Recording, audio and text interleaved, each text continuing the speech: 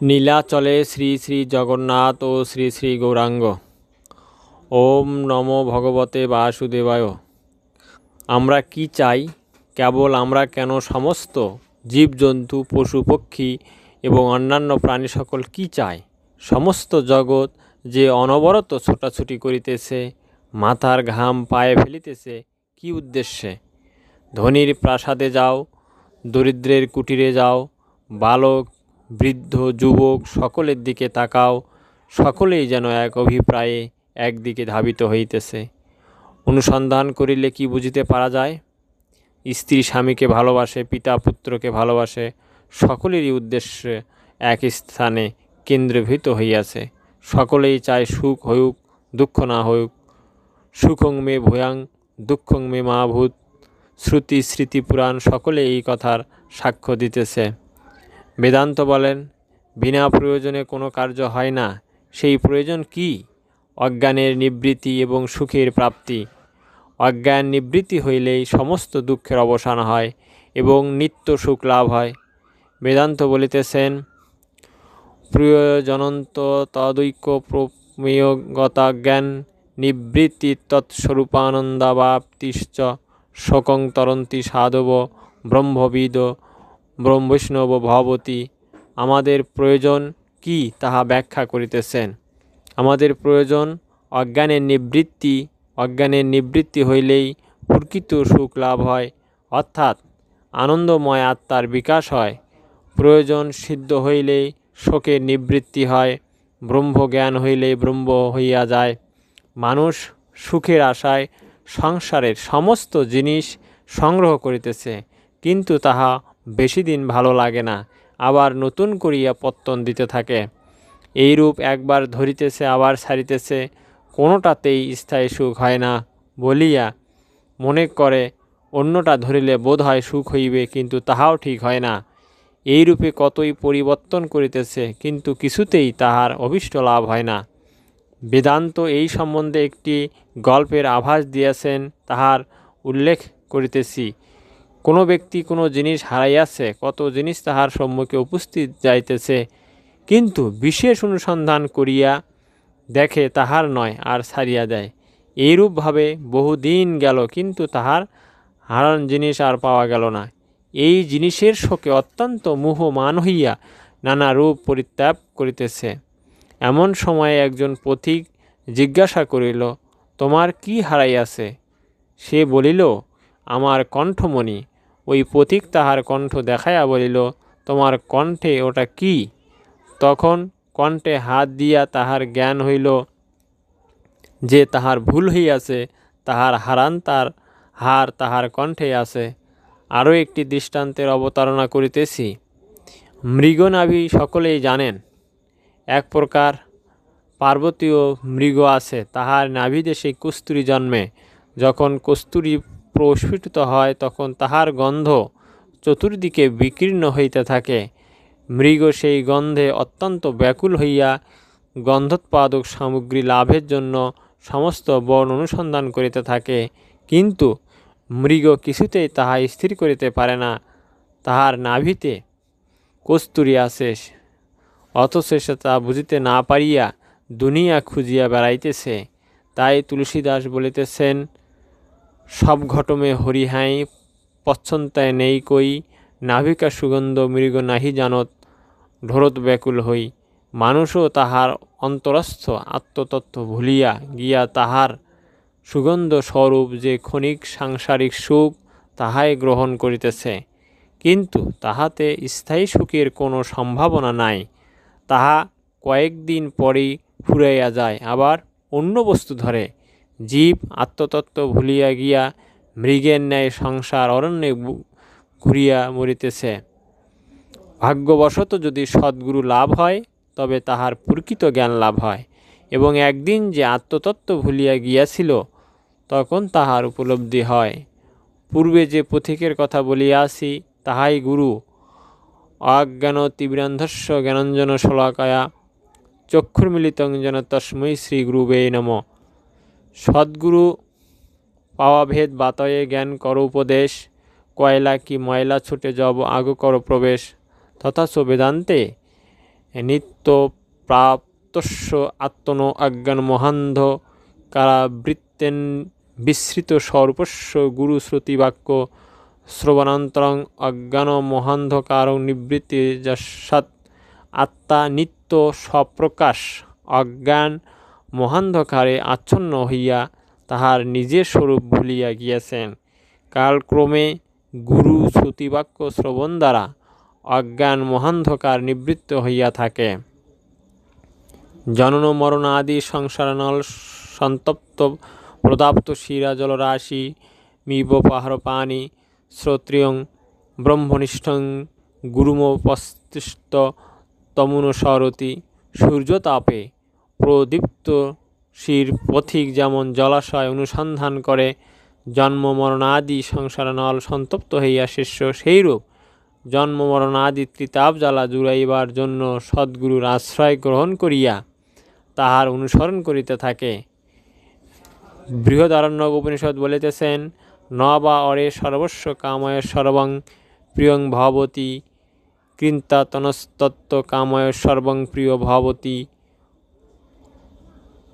অরে সমস্ত বস্তু যে আমাদের নিকট প্রিয় কী জন্য? স্ত্রীকে ভালোবাসি, পুত্রকে ভালোবাসি এবং কত উপাদেয় সামগ্রী প্রিয় বলিয়া গ্রহণ করিতেছি, কিন্তু কোনো জিনিসই দ্রব্যের প্রয়োজনীয়তা বলে গ্রহণ করা হয় নাই। ইহা আত্মার প্রয়োজন, তাই সমস্ত উপহার তাহাকে দেওয়া হইতেছে। কিন্তু প্রকৃত আত্মতত্ত্ব উপলব্ধি না হওয়া পর্যন্ত অন্য কিছু দ্বারা তাহার পূরণ হইতেছে না। আত্মতত্ত্ব না জানিয়া সমস্ত বেদ, সমস্ত শাস্ত্র পাঠ করিলেও, সমস্ত বিদ্যা জানিলেও তাহার সেই তৃপ্তি লাভ হইবে না। সুতরাং আত্মাকে লাভ করাই সমস্ত প্রয়োজনের মূল তত্ত্ব। পরম কারুণিক পরমেশ্বর আমাদের আত্মোন্নতি লাভের জন্য নানা উপায় সৃষ্টি করিয়াছেন। চারি বেদ প্রদান করিয়াছেন ঋষিগণ আত্মতত্ত্ববিদ, সুতরাং তাহারা আত্মাস্বরূপ বর্ণনে সমর্থ। এই জন্য শাস্ত্রপ্রচার কার্যে ঋষিদিগকে নিয়োগ করিয়াছেন। ভগবান জীবগণের প্রতি দয়া করিয়া বহু তীর্থ সৃষ্টি করিয়া রাখিয়াছেন, যাহাতে অতি সহজে ভগবৎ স্বরূপ লাভ করা যায়। বেদ, বেদান্ত, স্মৃতি, পুরাণ সমস্ত শাস্ত্র পাঠ করিয়া আত্মতত্ত্ব লাভ করা বড়ই দুঃসাধ্য ও দুর্গম। কলির জীব অতীব দুর্বল চিত্ত, সত্যকালের জীবদিগের ন্যায় কলির জীবের শক্তি নাই। সেই জন্য কলির জীবের উদ্ধারের ব্যবস্থা স্বতন্ত্র। তাহাদের উদ্ধারের উপায় তীর্থ দর্শন এবং হরিনাম কীর্তন। প্রশ্ন এই হইতে পারে যে, কেমন করিয়া তীর্থ উদ্ধার করিতে সমর্থ হয়? তাহাতে আত্মার তো কোনো উন্নতি হইল না, আত্মতত্ত্ব কেমন করিয়া লাভ হইবে? তাহার উত্তর এই যে, আত্মা স্বপ্রকাশ, তাহার কোনো পরিবর্তন ঘটে না। মায়ার দ্বারা আবৃত হওয়ায় তাহার দর্শন হয় না। মায়া কাটাইতে পারিলে আত্মার বিকাশ হয়। নিত্য সিদ্ধ কৃষ্ণ প্রেম সাধ্য কবু নয়, শ্রবণাদি শুদ্ধ চিত্রে করে উদয়। চৈতন্য চরিতামৃত। নিত্য প্রাপ্তস্য আত্মন ইত্যাদি তীর্থ দর্শন দ্বারা মায়ার খণ্ডন হয়, শাস্ত্রসিদ্ধ।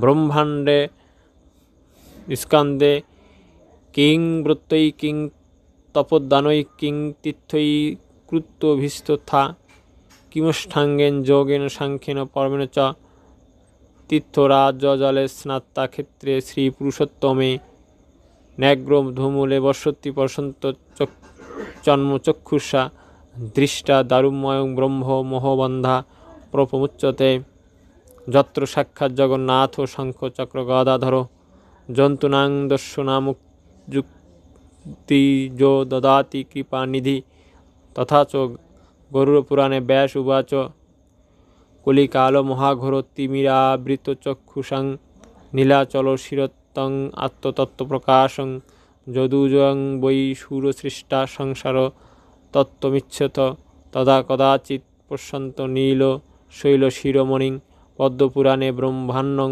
প্রতি শ্রীমদ্ভগবদ্বাক্যম শ্রুতি স্মৃতি ইতিহাস পুরাণ গোপিতং মন্মায়া জন্মহি কস্য গোচরং প্রসাদতমে স্তব স্তবদা বাধুনা প্রকাশ্য মায়া স্তুতি সর্বগোচরং। ব্রত্যেষু তিত্রেষু চ যজ্ঞদানয় পুণ্যযদুক্ত বিমলত্তনং হি অহো নিবাসাল্য ভত্তহত্র সর্বং নিঃশ্বাসবাসাৎ খলু চাস্যমেধিকম। তীর্থ দর্শন দ্বারা আমাদের জ্ঞান, ভক্তি এবং মুক্তি সমস্তই লাভ হইয়া থাকে, এবং যোগাদি দ্বারা যেরূপভাবে হয় তাহা অপেক্ষা তীর্থ দর্শনে সহজভাবে লাভ হয়। তন্ত্র জামলে ইন্দ্র দুম্ন প্রতি বশিষ্ঠ বাক্যং ভারতে চৎকলে দেশে ভূস্বর্গে পুরুষোত্তমে দারুরূপী জগন্নাথ ভক্ত নাম ভয়প্রদ নরচেষ্টামোপাদায় আস্তে মোক্ষয় কারণ তস্য প্রভূত দানেন নর পাপাদ বিমুচ্যতে নাস্তি তত্রৈব রাজেন্দ্র স্পৃষ্ট বিবেচনং যস্য সংস্পৃষ্ট মাত্র জান্ত মেধা পবিত্রতাং নির্মলদানং পাপানি ক্ষয়ং যন্ত্রে নিপ্রত্যম ভক্তি রূপদত্তেই পাপক্ষয়াদব্যবিচারিণী ভক্তা বিজ্ঞানমাপ্নোতি জ্ঞানামুক্তিরবাপ্যতেই তস্মাদ যত্ন নির্মলদান অং দদাত দ্বিজাতয়ে সর্বপাপ বিনুক্ত বিশ্বভক্তি বিষ্ণুভক্তি সমন্বিত নির্মল জ্ঞান সম্পূর্ণ স্ততে মোক্ষ বাপং পাপত। নদিয়া বিহারী শ্রী গৌরাঙ্গদেব প্রত্যহ জগন্নাথ দর্শন করিতেন। আপনি আচুরি ধর্ম জীবের শিখায় আপনার দৃষ্টান্ত দ্বারা জীবকে তীর্থ দর্শনের মাহাত্ম্য শিক্ষা দিতেন। তিনি গরুর স্তম্ভের নিকট দাঁড়াইতেন, মণিকোঠার ভেতরে প্রবেশ করিতেন না। ওই স্থানে দাঁড়াইয়া তিনি দর্শন করিতেন। তিনি দেখিতেন ব্রজের শ্রীকৃষ্ণ অবতীর্ণ। এই মূর্তি দর্শনকালে তাহার চক্ষু হইতে বাড়িবর্ষণ হইত, এই পরিমাণে বাড়িবর্ষণ হইত যাহা পাঠক বিশ্বাস করিবেন না। যেমন নর্দমার জল সজোরে নিক্ষিপ্ত হয়, এইরূপ তাহার চক্ষু হইতে জল পড়িত। সেই চক্ষের জলে কুণ্ড হইয়াছে। চক্ষের জলে পাথর ক্ষয় হইয়া কুণ্ড হইয়া কি কেহ বিশ্বাস করিতে পারেন? শ্রী শ্রী গৌরাঙ্গদেব আপনি এই রূপ দেখাইয়া তীর্থ দর্শনের মাহাত্ম্য বিস্তার করিয়াছেন। ভক্তিতে মন পরিষ্কার হয়, যোগের দ্বারাও সেই রূপ হয়। সুতরাং বেদান্তের যোগে ও ভক্তি যোগে যে ফল হয়, তীর্থ দর্শনে সেই ফল লাভ হয়। মায়া দ্বারা আত্মা যে আবৃত হইয়া রইয়াছে, তাহার আরেকটু বিস্তৃত ব্যাখ্যা দরকার মনে করিতেছি। সমস্ত শাস্ত্রেরই লক্ষ্য মায়ার নিবৃত্তি করা। মায়া নিবৃত্তি হইলেই দুঃখের নিবৃত্তি হয় ও আনন্দের উদ্ভব হয়। সুতরাং মায়া যে কি তাহা বুঝাইবার জন্য বেদান্তের একটি শ্লোক উদ্ধৃত করা গেল, যথা অজ্ঞানস্য শক্তি দ্বয়মস্তি আবরণ বিক্ষেপনামক। অজ্ঞানের দুইটি শক্তি, আবরণ ও বিক্ষেপণ। অজ্ঞান অর্থাৎ মায়া এক শক্তিতে সচ্চিদানন্দ স্বরূপকে আবরণ করিয়া রাখিতেছে, তাহাতে প্রকৃত আত্মার স্বরূপ বুঝিতে দেয় না। দ্বিতীয়টি বিক্ষেপ শক্তি, তাহাতে এই জগৎ সৃষ্টি করিতেছে। প্রথম শক্তি সমস্ত অলিক জগৎকে সৎ পদার্থ বলিয়া প্রতীয়মান করাইতেছে। এই মায়ার কথা ভগবান গীতাতে বলিয়াছেন, দৈবী ঈর্ষা গুণময়ী মম মায়া দূরত্বয়া মামেব যে প্রপদন্তে মায়া মেতাং তরন্তিতে। এই মায়ার কথায় চণ্ডীতে বলা হইয়াছে, তথাপি মমতাবত্তে মোহগর্তেই নিপাতিতা মহামায়া প্রভাবেন সংসারস্থি স্থিতাকারিণ জ্ঞানিনামপি চেতাংসি দেবী ভগবতী হিসা বলাদাকৃষ্য মহায় মহামায়া প্রযচ্ছতি তয়া বিসৃজ্যতে বিশ্বং জগদেত্য চরাচরম শৈষ্যাপ্রসনা বরদা নৃণাং ভবতি মুক্ত এষা বিদ্যা পরমা মুক্তে হেতুভূতা সনাতনী সংসার বন্ধু হেতুশ্চ শৈব সর্বেশ্বরীশ্বরী। এখানে বেদান্তের অজ্ঞান, চণ্ডীর মহামায়া এবং গীতার মায়া একই জিনিস। বেদান্তের মায়া শক্তি দ্বারা আবরণ ও বিক্ষেপ জন্মাইতেছে। চণ্ডীতে আমরা সেই দুই শক্তির কার্যই দেখিতেছি। কারণ যিনি মোহগর্তে নিমজ্জিত করিতেছেন, তিনি সৃষ্টিও করিতেছেন। এই মহামায়া যে আমাদিগকে মোহতে আবৃত করিয়া রাখিয়াছেন, সেই কথার প্রমাণস্বরূপ রামপ্রসাদের একটি গানের কয়েকটি পংক্তি উল্লেখ করিতেছি। মা আমায় ঘুরাবি কত, কলুর চোখ ঢাকা বলদের মতো, ভবের গাছে জুড়ে দিয়ে মা আমায় পাক দিতেছ অবিরত, খুলে দে মা চোখের ঠুলি, হেরি তোমার অভয়পদ। এখন আমরা মায়ার বোধ হয় চিনিতে পারিলাম। অঘটন ঘটন পটীয়সী মায়া, এই মায়াতে আমাদিগকে বহির্মুখ করিয়া রাখিয়াছে, ভগবন্মুখী হইতে দেয় না। বিষয়াসক্ত চিত্তস্য কৃষ্ণাবেশ সুদূরত্ব বারুণী দিগগতং বস্তু ব্রজ ইন্দ্রিং কিমাপুয়াত। যেমন পূর্ব দিগস্থ বস্তু পশ্চিম দিকে গমনশীল ব্যক্তির পাওয়া সম্ভব, সেইরূপ সংসারশক্ত ব্যক্তির পক্ষে ঈশ্বর লাভ করা অসম্ভব। কর্মযোগ, জ্ঞানযোগ ও ভক্তিযোগ ত্রিবিধ উপায়ে আত্মতত্ত্ব বা ভগবানকে লাভ করা যায়। ইহার কোনটি ভালো কোনটি মন্দ তাহা বলা কঠিন, অধিকারী ভেদে ব্যবস্থা। তাই চৈতন্য চরিতামৃতে উল্লেখ করিয়াছেন, যার যেই ভাব সেই সর্বোত্তম, তটস্থ হইয়া বিচারিলে আছে তারতম। যিনি কর্মযোগের অধিকারী তাহার পক্ষে কর্মযোগই প্রশস্ত, তাহাকে জ্ঞানযোগ দিলে তাহার পক্ষে উপযুক্ত হইবে না, তাহা দ্বারা তাহার সাধনের সেরূপ উপকারও হইবে না। এইরূপ ভক্তিযোগও যাহার পক্ষে উপযুক্ত নয়, তাহাকে উপদেশ দিলে সেরূপ ফল ফলিবে না। সুতরাং যাহার যে উপাদান তদনুসারে ধর্ম হইলেই তাহার সাধনের অনুকূল হয়, রুচির সঙ্গেও মিলে। এই জন্য রুচি অনুসারে ধর্ম নানারূপ হইয়াছে। রুচিনাং বৈচিত্রাদ্রিজ কুটিল নানা পথুযশাং নির্নামেক গম্য স্তমস্যি পয়সামইব। রুচির বিচিত্রতা অনুসারে ধর্ম সাধনের নানা পথ হইয়াছে, কোনোটা সহজ কোনোটা কঠিন, কিন্তু গন্তব্যস্থান একই। নদী যেমন নানা পথ দিয়ে আসে, কিন্তু এক সমুদ্রে গিয়া সমস্ত মিলিত হয়।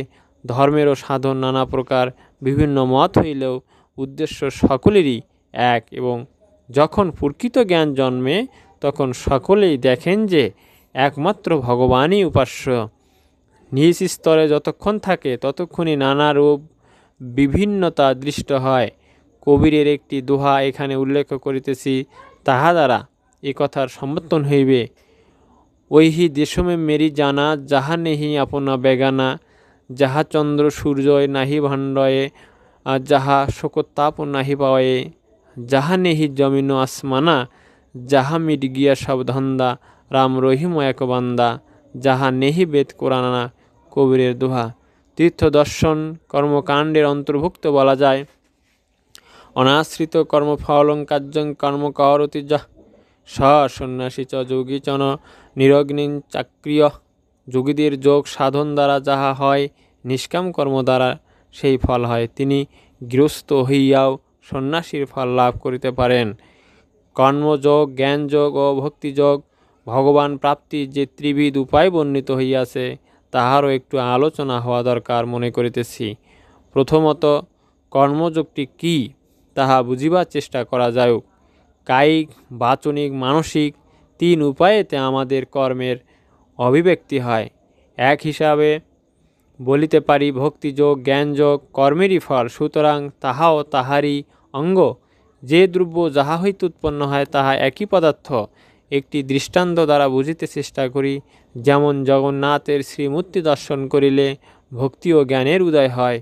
শ্রীমূর্তি দর্শনটি কর্ম, ভক্তি ও জ্ঞান তাহার ফল। আমি অন্ন ভোজন করিতেছি, অন্ন ভোজনটি কর্ম। তজ্জনিত ক্ষুধা নিবৃত্তি ও আনন্দ তাহার আনুষঙ্গিক ফল। ক্ষুধা নিবৃত্তি ও আনন্দ এই দুই ব্যাপার কর্মের সঙ্গে সঙ্গেই হইতেছে, সুতরাং সেটিও কর্মসংজ্ঞার মধ্যভুক্ত, তাহার আর পৃথক সত্তা নাই। এইরূপে কায়িক, মানসিক, বাচনিক যে যেভাবেতেই ভগবানের উদ্দেশ্যে কর্ম করি না কেন, কর্মের হেতু কর্মই বলা যাইতে পারে। ভক্তি ও জ্ঞানকে বিশেষ করিয়া দেখাইবার জন্য কর্ম হইতে এই দুইটিকে পৃথক করিয়া ব্যাখ্যা করা হইয়াছে। কর্ম দুই প্রকার, সকাম এবং নিষ্কাম। সকাম কর্মেতে ভগবানকে কামনা করিয়া পূজা করা হয়। যতদিন পর্যন্ত আকাঙ্ক্ষা থাকিবে অন্তর্নিহিত কামনা বীজের মূলোৎপাটন না হইবে, ততদিন এইরূপভাবে কর্ম করিতে হইবে। দুর্গোৎসবাদি পূজাতেই উভয় রকমের ব্যবস্থায় দেখা যায়। ধনং দেহি, পুত্রং দেহি ইত্যাদি বলিয়া পূজা করা হয়, আবার নিষ্কামভাবেও পূজা করা হয়। চণ্ডীতে ইহার দুইটি দৃষ্টান্ত আছে। সুরত রাজা কামনা করিয়া পূজা করিয়াছিলেন, আবার বৈশ্য সমাধি নিষ্কামভাবে পূজা করিয়া জ্ঞান লাভ করিয়াছিলেন। সাকার উপাসনা ও বৈদিক কর্ম সমস্তই কর্মকাণ্ডের অন্তর্ভুক্ত করা হইয়াছে। যতদিন পর্যন্ত মানুষ জ্ঞান ও ভক্তিযোগের অধিকারী না হয়, ততদিন পর্যন্ত সাকার উপাসনা করিয়া মন নির্মল করিতে হইবে। মন নির্মল হইলে জ্ঞানযোগ ও ভক্তিযোগের অধিকার হইবে। শ্রীমদ্ ভাগবতে 11 স্কন্ধে বলা হয়েছে, যাবন্ন জায়েতে পরাবরস্মিন বিশ্বেশ্বরে দৃষ্টরি ভক্তি যোগ তাবৎ স্থবেয়ু পুরুষস্বরূপম কর্মবাসনে প্রযত্ত সরেত। যে পর্যন্ত জগৎময়ে ভগবানেতে পূজা করিতে না পারিবে, ততদিন পর্যন্ত ভগবানের স্থূল রূপতেই পূজা করিতে হইবে। উপাসনার প্রথম আরম্ভে স্থূলের উপাসনা করিতে হইবে। এইরূপ চিন্তা করিতে করিতেই সূক্ষ্ম রূপের অধিকারী হইবে। তখন মানুষে পূজা করিতে হইবে। অবশেষে নাম এবং রূপ কিছুই থাকিবে না এবং কর্মেরও কোনো প্রয়োজন থাকিবে না।